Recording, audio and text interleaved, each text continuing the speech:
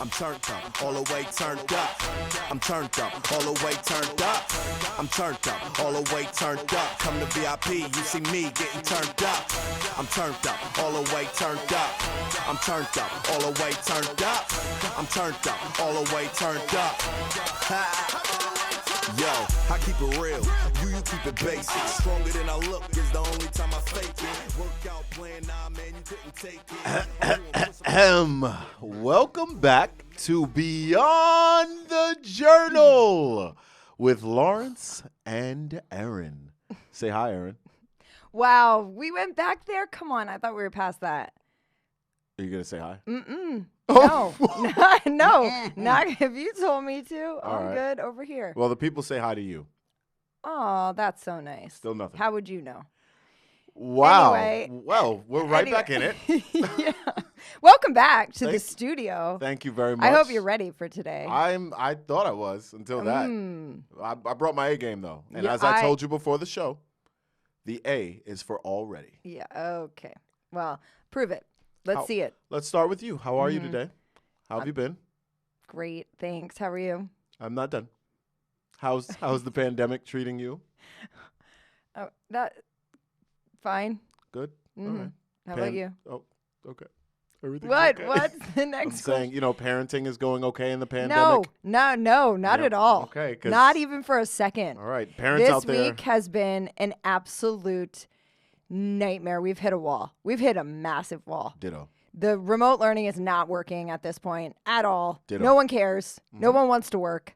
No one. Everyone's over it. On either side of the no, textbook. yeah, no. I'm telling you. Everyone's done. Everyone's just done. We've hit a wall. But you know what I just said yesterday, actually, is as a New Yorker, from New Year's through like March, it's like the roughest stretch of the year in the city. It's gray, it's dark, it's snowing, it's raining, it's cold, it's miserable. You just barely make it through. So then just sprinkle a little global pandemic on top of that. And, it's just balmy. We just are really having such a fantastic time. Yeah. So it's rough. I'm with you. Yeah, it's rough. I've hit a wall at home, and I think the routine of it, the monotony of it, has just gotten to the boys. Yeah. They're over just being in the house. Exactly. It's and that's the thing too, with the snow and everything, you can't get out. And it was nicer this week, so I took them to the park. And nice. I saw Coach Kev. I always see him at the park. Nice. Because they started Hamilton Hoops, which shout out to them, him and his brother. But anyway, saw him. But the problem is when they plowed it, right, there's like this huge pile of snow in the park. And so then it was like a madhouse. There were so many people there. Oh, not enough space. And there's no space, and the snow's melting, and there's puddles everywhere. So there was a couple basketball hoops, but there was like huge puddles. So they would play anyway. Then the ball splashing everywhere. It was like I used to hate that when I was younger. Anyway, I digress. But one really quickly before we move on, I do find it interesting that one of my three sons is.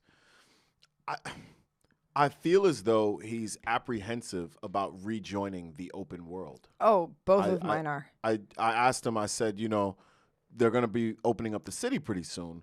Are you excited? He's like, no, I've pretty much got everything I need right here at home. Yep. And both of mine.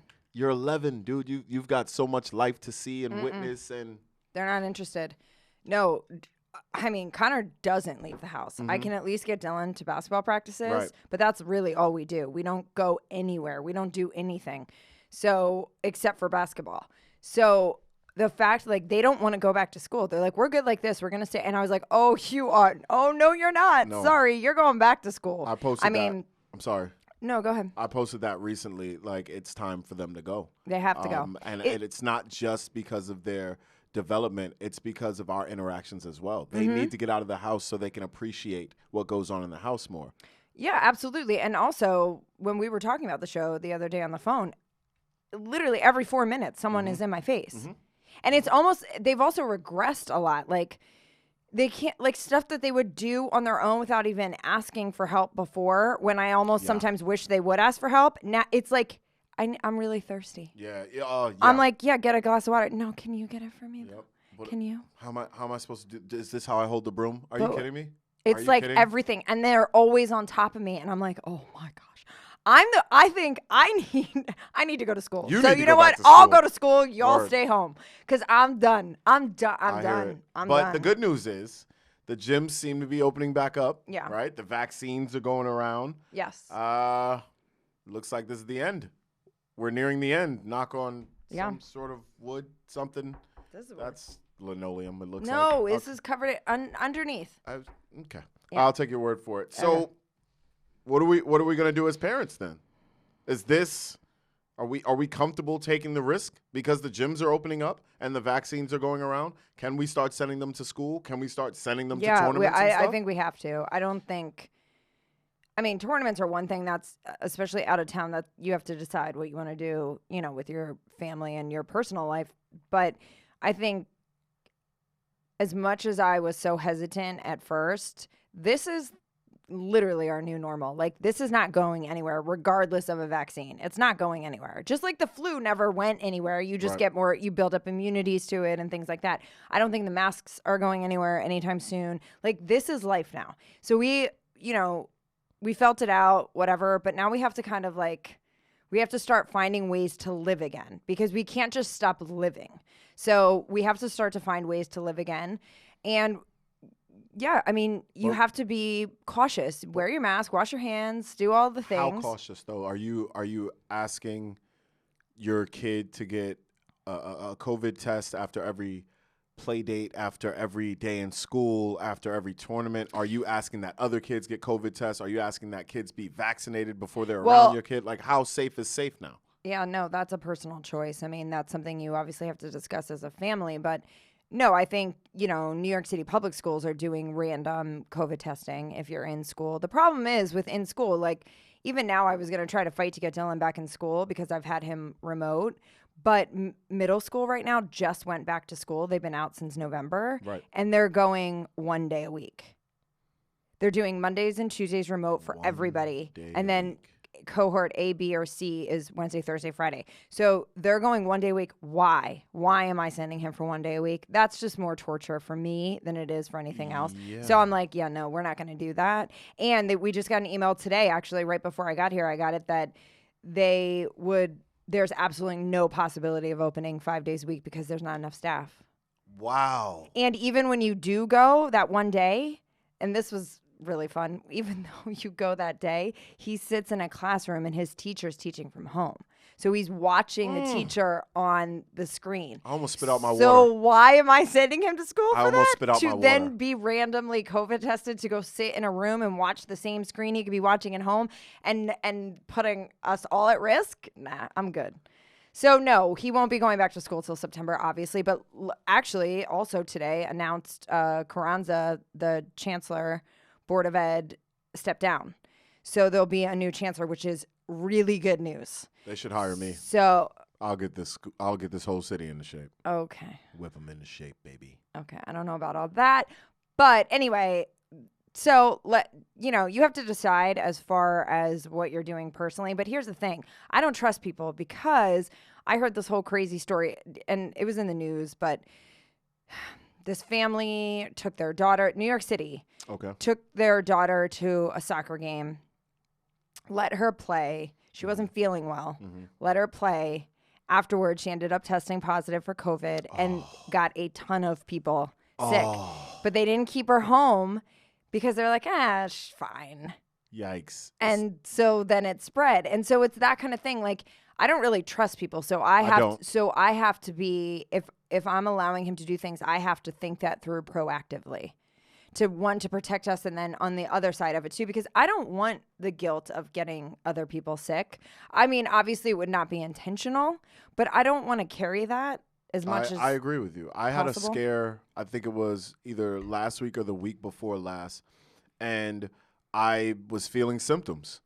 I didn't want to go anywhere. I didn't want to go to my barbershop to get Felix and the guys sick. I didn't want to go to any basketball trainings. I didn't want to go to any gyms. I didn't want to be around the kids, right? Yeah. I didn't want to get anyone sick. So when people do that and they're so reckless, I don't understand how that could be. On the flip side, however, I'm not eager to get that vaccine yet for a couple of reasons, right? Okay. One, I don't want to be a part of the guinea pig class.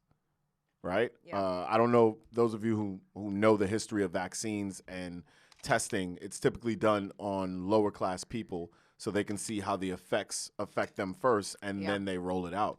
So I never want to be first, right? It's like that first cup in the cup pile. You're not taking that first cup. You're going to dig in the middle. Yeah, but you know what? I know so many people who have gotten it. I'm kind of changing my mind. Okay. But you know what? Shout out to Luke, your friend, our friend. Oh, now, yeah, Luke. Our friend now. He had both shots. I've been in touch with him, and nice. he walked me through his process, and he was totally fine. He said he had a few, like, mild symptoms after the second one, because they say the second one is like the doozy, right? Mm-hmm. So he said he's all good, and he was super thrilled to get it. And the more people I talk to who have gotten it have started to change my mind. My sister-in-law had it. Like, Keisha had it. Oh, yeah.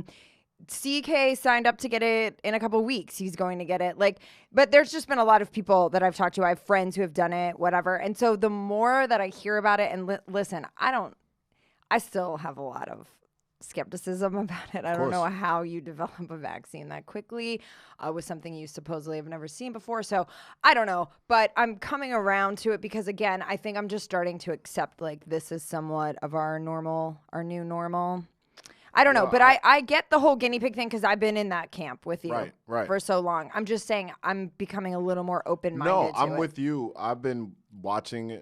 I've been waiting and watching, observing, and I've not heard people, growing third arms or nipples, as it were. Like that's not what I'm worried about now, though. What I'm worried about is 10 years from now, more than anything. So that's the thing that I'm worried about. It's like in 10 years from now when everyone's like getting cancer, some weird, crazy, like, side effect from it, but it's such a low dose. But still, I don't know. There's so many things. On the flip side, there are 2 new strains. Supposedly, there are random strains popping up. So that makes me ask, and I don't know. I don't work in the medical field. If there are new strains, how does that factor into the vaccine? Do you have to get a different vaccine for that? I'm not big on vaccines, right? I've never gotten a flu shot, ever. My sons used to get the flu shot. But they typically don't get the flu shot either. We don't. And I guess we've been lucky. Yeah. The twins' immune system is amazing. Mm-hmm. Knock on wood. Knock on wood. My youngest son's immune system is the weakest one, right? Mm-hmm. So he's the one I worry about, but the vaccine is just not something we frequent. I say all this to say there are a lot of questions, but I'm happy to see that the city's opening up. People are getting vaccinated. People are starting to feel more comfortable with this idea of our new normal, as you put it. Mm-hmm. And I'm looking forward to, hopefully, a summer back at Dyckman. I said all that to say, shout out to Ken Stevens. Yes. Are we back at Dyckman this summer? I hope so. Let's go. Let's have him on the next episode. Yeah. Because I really I miss him, and I want to talk to him, and I want to see if he'll give us any insight. I'm sure he probably, maybe he knows more than we do, but from what, they're not even talking about summer permits yet. Cuomo announced high-risk indoor sports can start February 1st in New York, and he still has not given clearance for basketball to start in the city. So that's frustrating and annoying. It's starting to happen more in Connecticut and Westchester now, Jersey, but the city needs to get it together. Well, Cuomo's got some other things going on. We'll get to that a little later. He does. A lot going on. But wasn't there breaking news about him today? I didn't see it. That he's being accused of some sexual assault. That's not breaking. That was recent, but it's not breaking. It's just the people who are supporting the person who's accusing him are speaking up now. I don't know any details. I stopped watching the news. All right, well, we're the news. And in the news, we've got an All-Star game coming up. Are you excited? NBA All-Star game. I don't really. It's not really NBA All-Star weekend anymore, though. Did you hear about that? Yeah, no. Well, they can't have it. Not just that. I'm saying everything's happening in one night. Did you know that? Oh, no, I didn't know that. Yeah. The slam dunk contest. I did see that before and halftime. Yeah, I did see that. Which I don't mind the slam dunk contest happening during halftime. I never understood why it needed to have its own. Yeah, I didn't either. I don't care about that. That's fine. What's the big deal? It's a couple dunks. It's not like it's this whole thing. But I'm not a fan of having an All-Star game this year. Yeah, but so I go back and forth with that because I get it, and I know the guys have spoken up. I understand the scheduling and everything is really a big deal. I get it. But like, again, going back to the new normal, and it's like, we don't have a lot going on, man. Like, and I know that's not maybe necessarily fair to be like, okay, guys, well, you have to go be the thing that's going on. I get it. But at the same time, I think they're trying to keep some sense of normalcy. But really, at the end of the day, you know what it's about. It's about money. It's about money. I just worry about, one, them putting the players at risk. Yeah. Just extra games, unnecessary games. I hate to say it, but it's an unnecessary game It at is. this point. It is. And then on the flip side, this is typically done for the fans, right? Yeah, But if and the fans are not in the building, then Right. who's it really done for? We're right back with the money. So Yeah. I'm not a fan of the fact that the fans won't be there. But we are having an all-star game. And the rosters came out. Mm-hmm. You happy with the rosters? Well, who cares what I think? A lot of people weren't happy with the rosters. Well, I care what you think. Since when? Today. Oh, wow. I'm not I'm not happy with the rosters. But I am happy that my boy Zach LaVine, Yes. Chi-Town, Chicago Bulls are back in the All-Star game, baby. He's looking good, though. But He I looks heard really it. good. He said they won, five straight? And he said, not enough. No. Oh, I mean, of course That's not. nice. Did you see how cute it was? He thought he was getting on a call to like talk about the All-Star game, and the NBA set it up. It was his parents, and to surprise him. So he was like waiting for a meeting, and then mom and dad popped up, and they're like, "Congratulations!" That's so and it was cute. cool. It was cute. I like moments like that. Yeah, man. sweet. When people still get to be human, even though they're superhuman in a certain area, right? Yeah, it was really sweet. So that was good. He's there, right? Averaging 28 and 5, doing his thing this year. And then Ben Simmons made the All-Star okay, team. what? Okay, what? He's averaging 16 points. Listen, What? how? Well, the word on the street is, because I be in the streets. That I believe. I feel like my mom would be offended by that one. That was crazy. That I believe. All right, I'm gonna move on. I'm kidding. You know I'm kidding. Supposedly, Your mama showed me love yesterday on the gram. Oh, she did? Oh, yes, she did. Shout out to my mom, man. Yeah. Hi, mama. Beyond the Journal alum. All right, Yes. so Ben Simmons is supposedly on the team, Yeah. the All-Star team, because of his defense. Supposedly. I don't know. I Okay. mean, I was upset that Jimmy Buckets wasn't there, but, Jimmy's been injured this year. Still averaging 19, 7, and 7. You know what? I feel like you're lucky you're not there. It's all good this year. This is the year to miss it. You don't need to be an all-star this year. Okay. Don't worry about it, man. Okay. So you think Trae Young feels that way? No, I do Averaging not think 27, 9, and 3 right now? But Jimmy doesn't need to prove himself at an all-star game. He's all good. Don't worry about it. But no, yes, Trey, I get. What about my boy, the most hated NBA player besides LeBron, Russell Westbrook? Yo, He's averaging close to a triple-double. I know.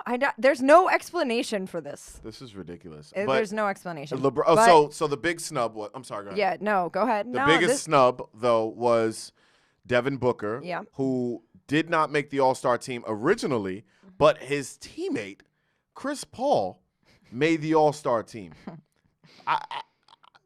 Make it make sense. It 16 and doesn't. 8 versus Devin Booker's scoring 26 and averaging 9 assists along. No, it doesn't make any sense. I know why. One of my friends said this. It's because Chris Paul is president of the Yeah, Players for Association. He sure. would shut everything down. Yeah, That's why. forget it. I could see him I'm standing calling outside. this. I can see him standing in the middle of half court talking about y'all not playing with my ball. That's right. That sounds like you.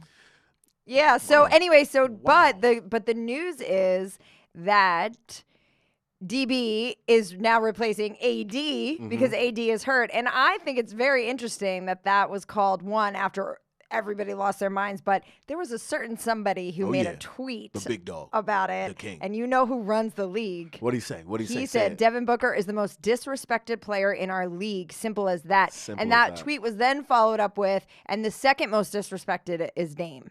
So that was the other one, truth. because if you saw the snub that happened, Luka got voted in over Dame. Yeah. So that was that whole thing. That's the breakdown for the votes Right. is the issue. So, and I hate to say this, but I don't think the fans should have 50% of the starting vote. And that's what happened with Luka, because he got 3 million votes or mean, somewhere close to that, something like that. The international players do have an advantage here if they're doing well in the league. We remember what happened with Yao Ming. Yao Ming was getting voted in, and I don't even know if he was active at the time, but he led the entire league in votes because he had an entire country behind him. His hometown.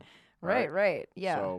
So anyway, the fans get 50% of the vote, and 25% goes to the media, and the other 25% of the votes for starters goes to the players of the league. Now the reserves are voted in by the 30 coaches of the league, but they can't vote for their own player. Right. Which is interesting. Now, the thing that bothers me the most about this, that's fine, the numbers are cool. The thing that bothers me the most is when you ask people why certain players are voted on or are not voted on, we're talking about team success. I'm a team player, I'm a coach, I get it, but if I'm balling, I'm going to the All-Star game. I'm balling. I don't care about these bums. It's the All-Star game. They better catch up or get left because I'm going to the All-Star game. Are you kidding me? Because my team's not winning and I'm averaging 30 and this and that, and you're going to vote a guy on whose team is winning, but he's averaging 16? Yeah. That's the price you pay when you link up with superstars. You're going to have to share the spotlight. And so you may not make it to the All-Star game, but I will because I don't have to share the spotlight. Oh, well. You're not feeling this. Okay. No, I'm feeling it. Then jump in. You're really, wow. I don't like it. You're really fired up about because it. if I'm balling, I'm balling. The All-Star game is for people who are balling, not people who just happen to be in the right spot at the right time. Right. No, I feel you. I get it. whackness. But listen, take a big step back and let's just look at it. Life is not fair, no matter where That you doesn't are. go there. Yes, it goes everywhere. It goes everywhere. Life is not fair, and it's just not fair sometimes. But the system is set up for that. If 50% comes from the fans, but also, why do you think, come on, why do you think 50% comes from the fans? Because who's going to technically not this year, but who would be going, who would be spending the money, who's voting in their favorite player, so they who wants to show up. They want to see their favorite player ball, like you just said. Yeah, and then also with the All-Star game, you have to understand, you get the best of the best, right? Well, technically. The best of the best, right? You see I wish the microphone could see my face right now. Well, that camera can. You could do it right there. Okay, there you go. There it is. So you have the best of the best, and there's a lot of like joking and carrying on. Like, you saw that clip that's been circulating recently of Luka hitting it from half court and Trey, like, hugging him after. So like, there's a lot of fun moments and things like that are taking place. So if you really are into your favorite player, you want your player on that court because you want to see him ball and you want to see him. You want the rivalries and all of the stuff that's happening. So I get it, but listen, that's why fans have 50%. It's money, man. Yeah, this is a business. Don't get it twisted. Speaking of business and speaking of your favorite players on the court, who I want to see on the court is Kyrie Irving. Kyrie Irving made it to the All-Star game as a starter, right? Along with teammate Kevin Durant and teammate James Harden, who's on the reserves, which is pretty awesome. Kyrie's been in the news for other reasons besides his play, which has picked up lately. It has. He's starting to get back into his groove, and he's getting dangerously comfortable. Yeah. But in other news, do you mind if I read what he posted the other day? Go for it. He says, "We praise fame, celebrities, and stuff more than we praise God. Why do you think a lot of people don't, quote-unquote, fit into today's society and its superficial standards? Not everyone wants to be like some of the empty people on TV and social media.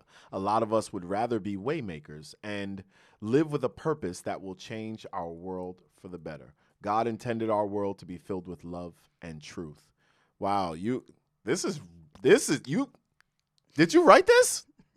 Are you a ghostwriter? I'm telling you, Kyrie and I need to meet. Wow. I think we are connected on a soulful level. I don't mean romantically. I mean to change the world soulful level. Of course. Like, I feel Kyrie. I feel him. I am with it. I am with it. I'm right there with you guys. I am with it. I feel like love and truth, baby. Hashtag love and truth. Let's go. Yeah. I'm all about it. I feel like he's asking questions I've been asking about people in authority and people in higher positions of wealth and just people who are fans as well. I've been asking these questions for a while, but it's business runs.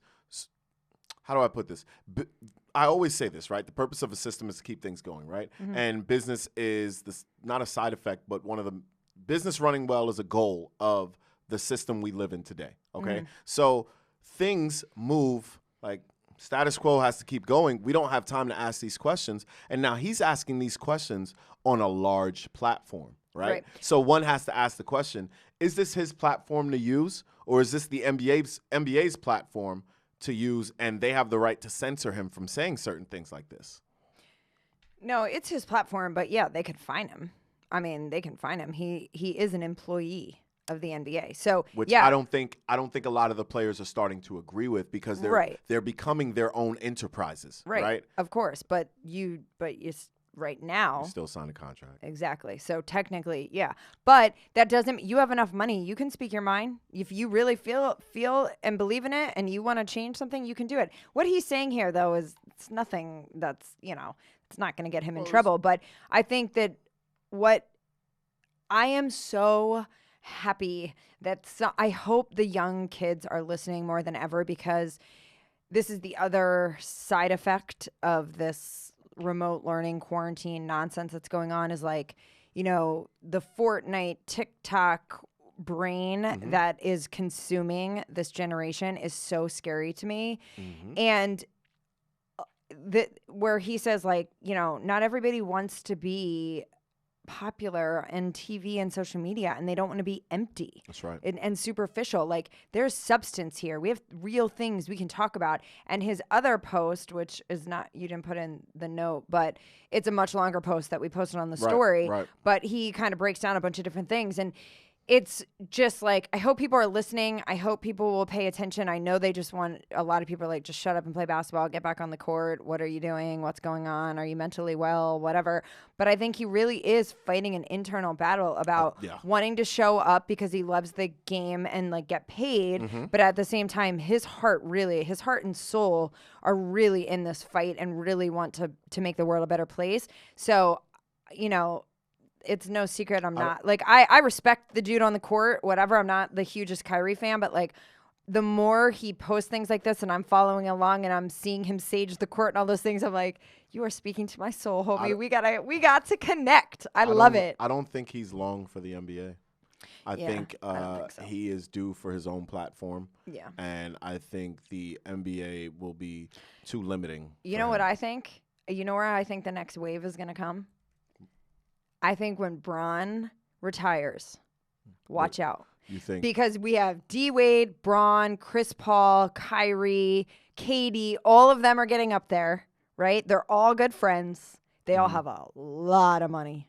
You think they could start their own? A lot of money. I think they could. I've been saying this for a while. I really think they could. started- And LeBron is a businessman. Yes, and once they started putting all of these superstars on one team, I said to myself, they're going to start their own league. They could literally split away from the league and be fine, because there are so many teams in the league that cannot compete with these super teams. And it's becoming the new normal in the NBA. I think if anyone can do it, LeBron James can do it with his LeBron and friends. I think they can do it. And I think they're all aligned with what they want. I mean, they've all been there, done that. They understand what they're looking for. I think, like, for example, a bunch of women and celebrities, athletes, whatever, came together and bought a soccer team in LA. And Nice. I think that's going to be, it's like huge girl power. Like, Natalie Portman is one of the biggest supporters of there it. you But they got financing. It's all women. All women.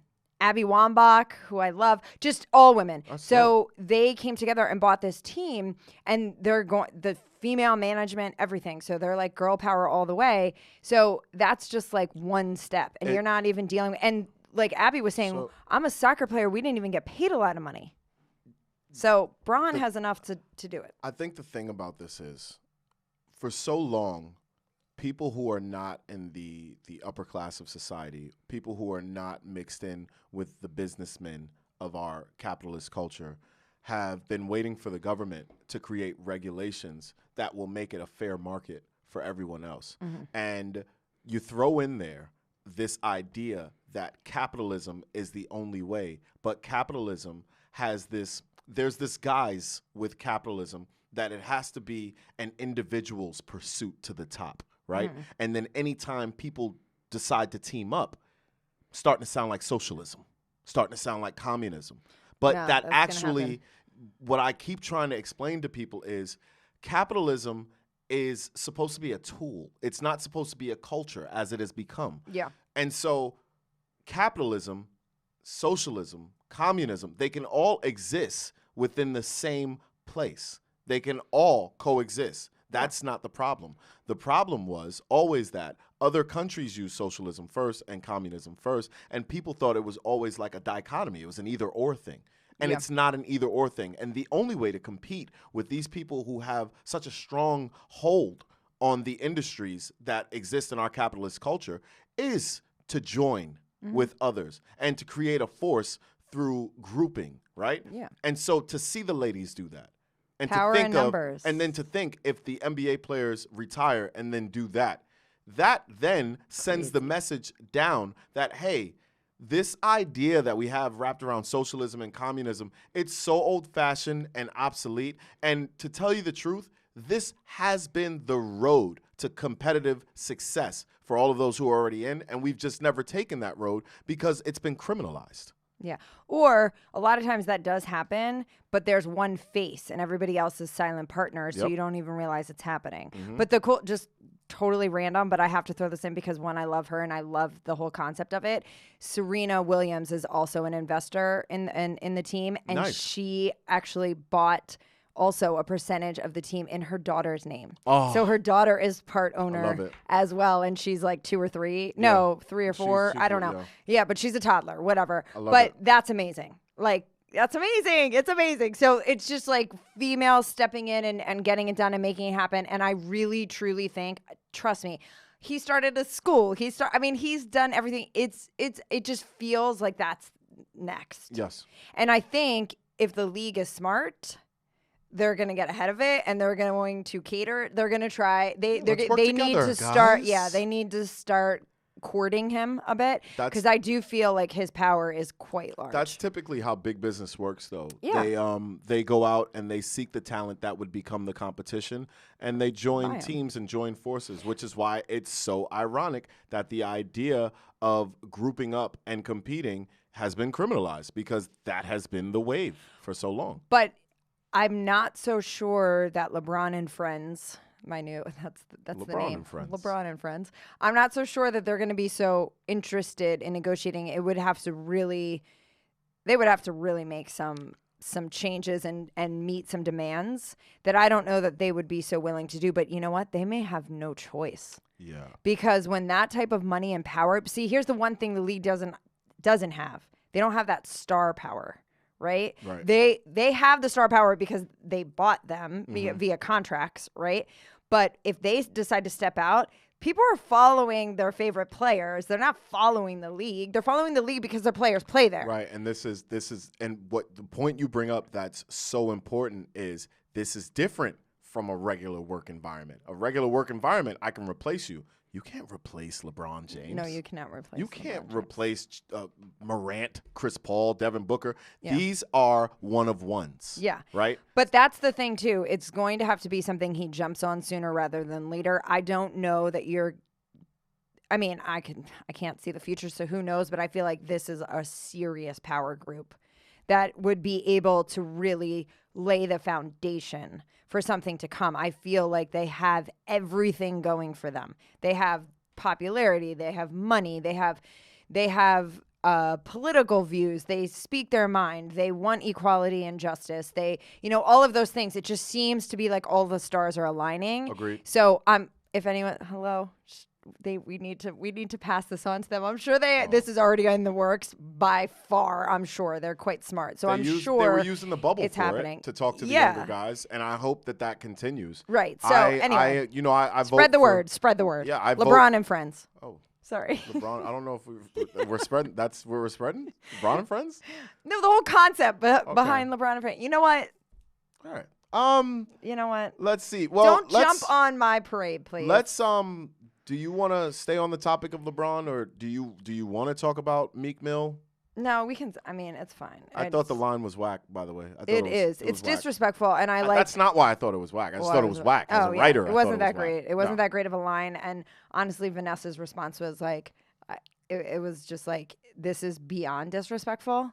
There are millions of people who are still mourning his death. And she's like, I don't really know you. She said, I don't know you and I don't know your music, but I know you can do better than this. See, the thing about it is, so I follow battle rap like crazy, right? Because I used to battle rap when I was younger. So I know the scene. I love the scene. If this were battle rap, totally acceptable. Battle rap, it's no holds bar. But when you're in the mainstream, and Meek comes from battle rap, but when you're in the mainstream, it's a very different game. You have to play to your audience a lot more. So honestly, it's tasteless in the mainstream, but in battle rap, it'd be edgy. Right, fine. But honestly, to me, Meek has, I mean, I'm not a huge Meek fan. I mean, obviously, I know like some of his bigger songs and whatever, and I'm from PA and he reps Philly hard, so I always love it. But like, I felt like that was kind of like a cry for attention. I feel like Meek's better than that. Like I felt like he didn't need to go and do that. Okay. Personally. I don't know. It. But I don't, like I said, I'm not a huge Meek guy, but whatever. Let's go back to LeBron. Okay. Well, not really LeBron. Junior. Yeah. Bronny is injured, unfortunately. Suffered a torn meniscus, and it might be a season-ending injury. Now, this begs other questions. Mm-hmm. Does this say anything about genetics? Did the kid get the bad genes? Because his father doesn't get injured. Knock on wood, right? Yeah, he really hasn't. His father doesn't get injured. Or is it a matter of Bronny's been training almost all his life? And LeBron James started when you said 5th grade? I think it was 5th grade. Around 5th grade? Yeah. So he had a later start, even though he went to the NBA early. Could this be a case of too much basketball? Could it be? What do you think? A torn meniscus is pretty serious, right? And this kid is what, 15, 16? It could happen to anyone, but it happened to Bronny, so we're talking about it. That's right, because actually my friend, shout out to Jay, sent me a DM and was like, seriously, how is this like national breaking news? And I was like, because it's LeBron James's son, and that's why. It's also right, and it's also the son of a guy who spends $1 million on his body to stay away from injuries. Totally. Right, and so that also begs the question: are we supposed to be putting money not only into training but into sustaining these athletes and making sure they can play at a high level without injury? Right. Because and I don't have that answer. Right? But if that's the case, then what we have here is another situation where if you have the money, you can have the success and the longevity. Yeah. I hope it doesn't come, because you're right. But when we're talking about this game, or even sports in general, and we're talking about the fact that these generations are improving and the game is evolving and these players are getting so amazing that the game is becoming more physical, more demanding, you're going to have to spend money to make sure your kids' bodies are intact.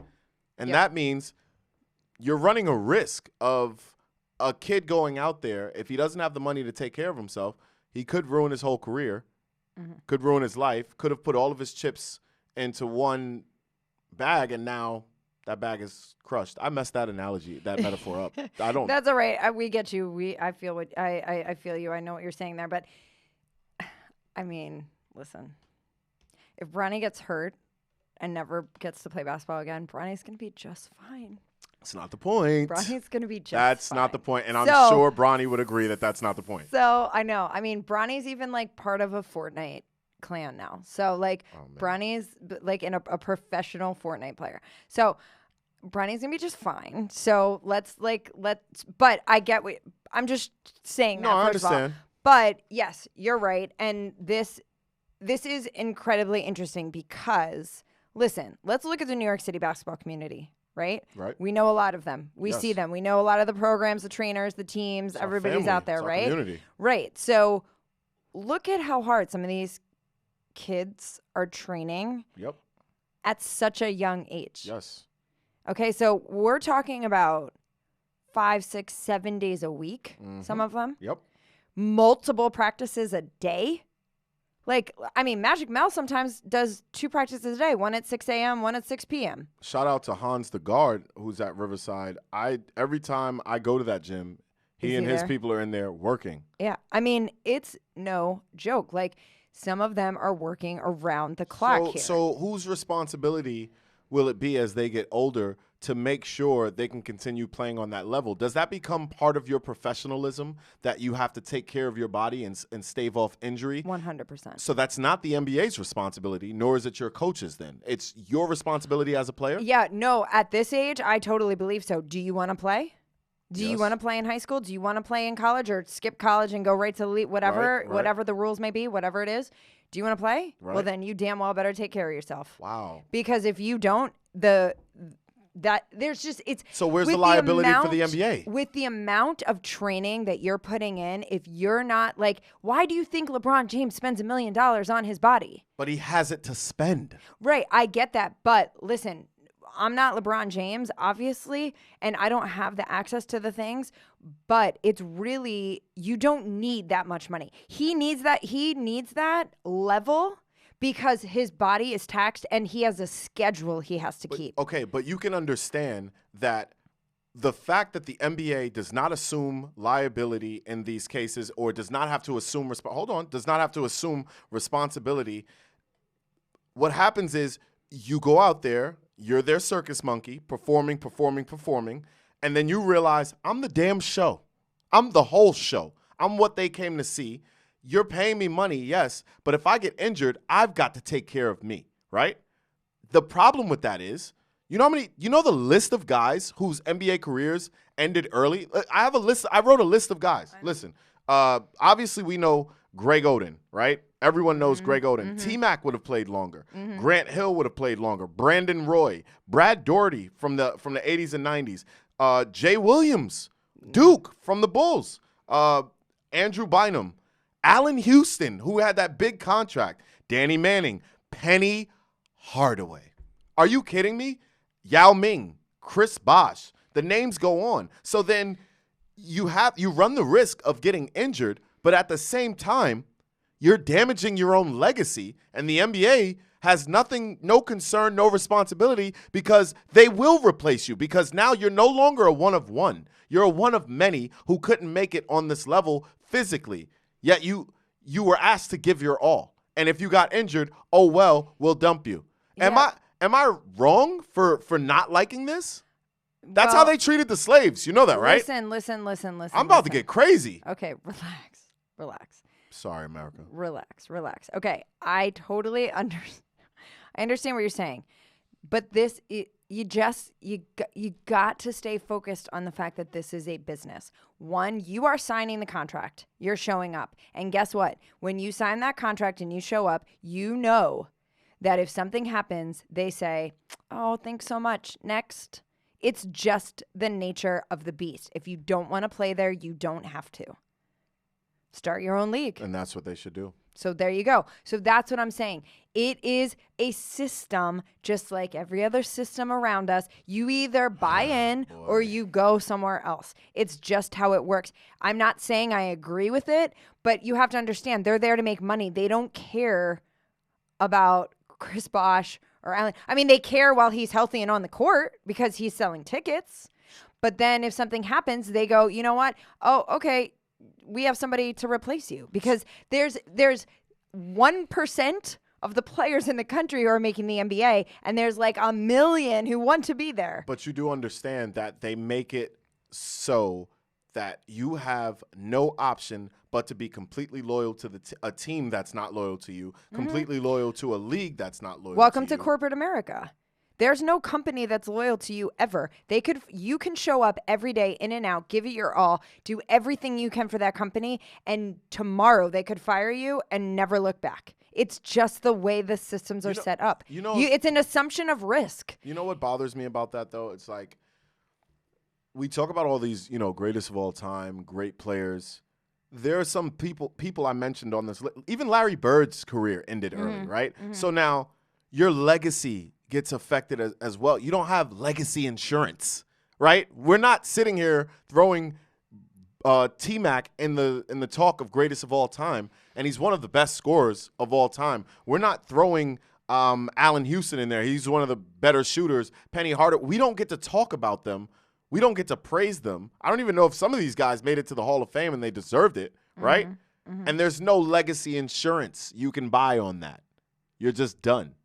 Yep. All right. Well, I don't really like your side of this discussion. It's not my side. It is today. It's not my side. Sure it is is not today. my side. I'm just telling you facts. You're siding with the man. No, don't say that. That's not fair. Don't you can't say put that. that out there like that. That's not right. And I'm correcting that right now. So, because that's slander. So don't do that to me. No, I'm just playing devil's advocate, and I'm telling you the facts. This is a business, It's a business. man. And so I'm a business. So you man. need to become a businessman. So you don't have to play Now, you in know the what- business, man. You Man, feel me? Okay, shout out to Kanye. That wasn't Kanye's raps. Okay, fine. Well, I'm just saying it That from. was Jay-Z. I cannot believe Oh, you did you're that. right. Okay, but I was just listening to Kanye, and Business, he man. says that. Let me handle my business. Damn. Kanye, you got me. Yeah, Kanye Diamonds says are it forever. though. Kanye does it too in a song. I don't. Anyway, He called go. anyway. So Anyway. now this leads to. My bad. Sorry, Jay-Z. Yeah, for real. Like he's not gonna watch our show now. I know. Damn. No comment. Well, this does lead to the final question then. Yeah. As you're raising your young athlete. Mm-hmm. Yeah. Are you raising a businessman? Or are you raising a basketball player who's getting the experience and all that? Listen. Yeah. I'm lucky if I make it through the damn day right now, I okay? got you. So there ain't no business of nothing happening right now. And I try to take examples and moments to use as teaching moments. This child is not there right now. We have pandemic brain, and Yeah. we're not there yet. We have to put a pause on Okay. that right now. But in general, I'm trying. In general, do you teach your kid that? Because I feel like you can turn your kid off to the sport. Right. You know what's interesting? I thought about this recently. So I grew up with entrepreneurs in my family. Not my father. My father always worked in corporate America, but extended family, my grandparents most especially, owned multiple businesses. And no one ever talked to me about it, really. But I learned so much from growing up around it. Okay. That when I started working, I was like, I don't think this is ain't- it for this me. ain't for me. Because I remember doing this, and this, and this. But the one thing, there is a huge difference. And I'm going to say this, and it really does make a difference.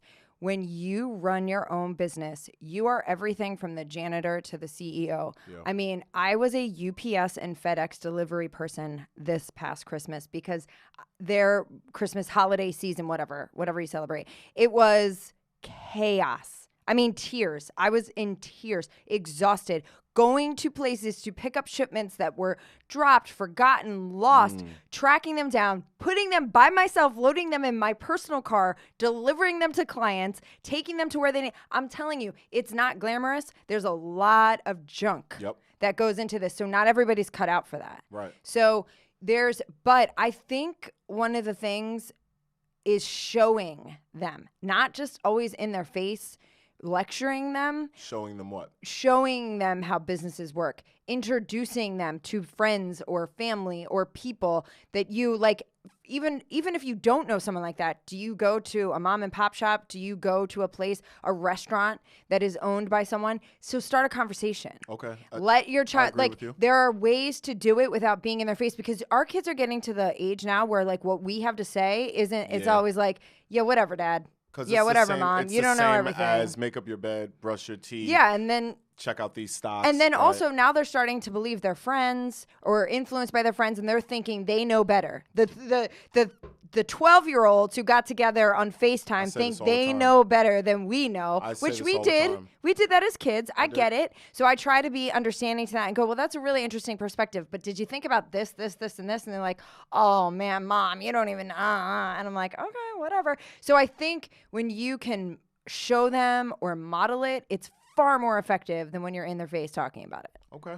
Well, So just 2 cents. and another, no. I want to add my own 2 cents to that. I agree with you. I've been talking to the twins about starting their own business since they were about 6 years old, telling them, the ins and outs of working for someone and working for yourself, and how to. They're also getting into stocks right now. We're actually opening up an LLC in their name. We're trying to get them into that business mode early on, because I feel like, in general, certain families just don't get that education. Right? And it's like, it's the same tradition as it's always been.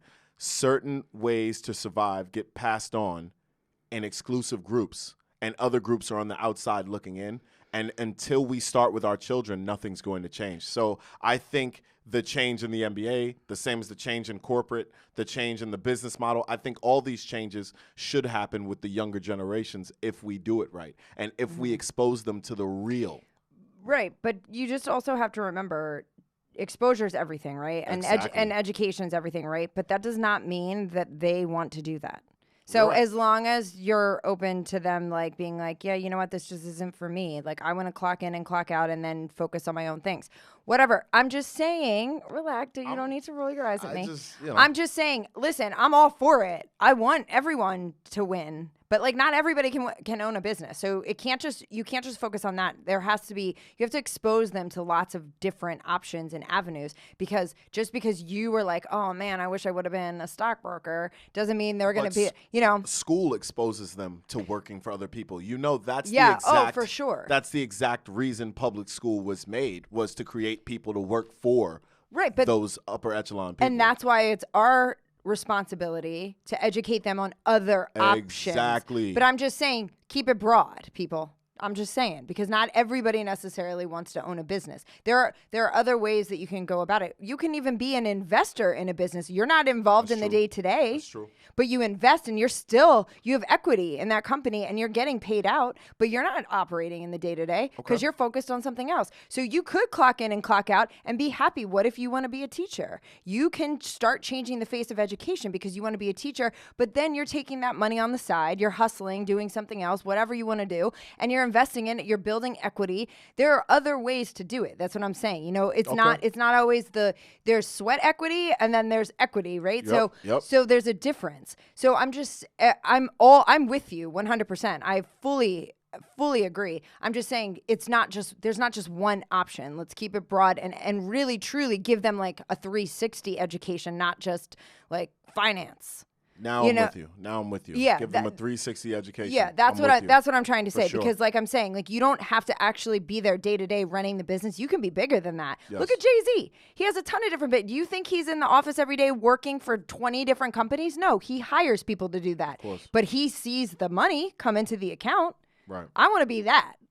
I Right? agree. So I'm just saying and listen, a lot of times you have to build that sweat equity to get the education and the know-how to do it.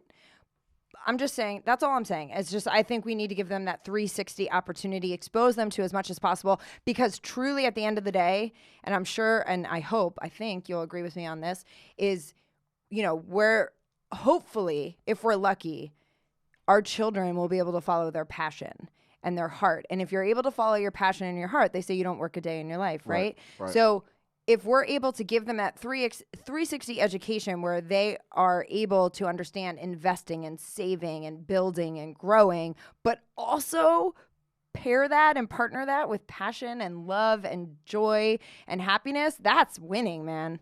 That's everything. That's me in a nutshell. Okay.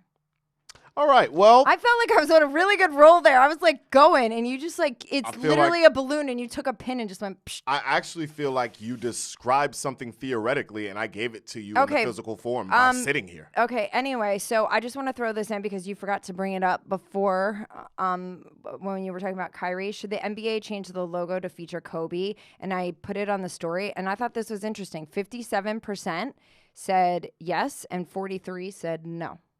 What do you think about changing the NBA logo? I want to change the logo. Do you want it to be Kobe? I don't know that I want. I mean, listen. I know you're not a Kobe fan. It's not that I'm not I'm a Kobe as the man. You respect Kobe. I respect Kobe a whole lot. Like I have high levels of respect for him. Yeah. But if we're changing the logo, but then you can't change the logo to Jordan because Jordan's got his copyrighted, right? But I would change it to Jordan. Yeah.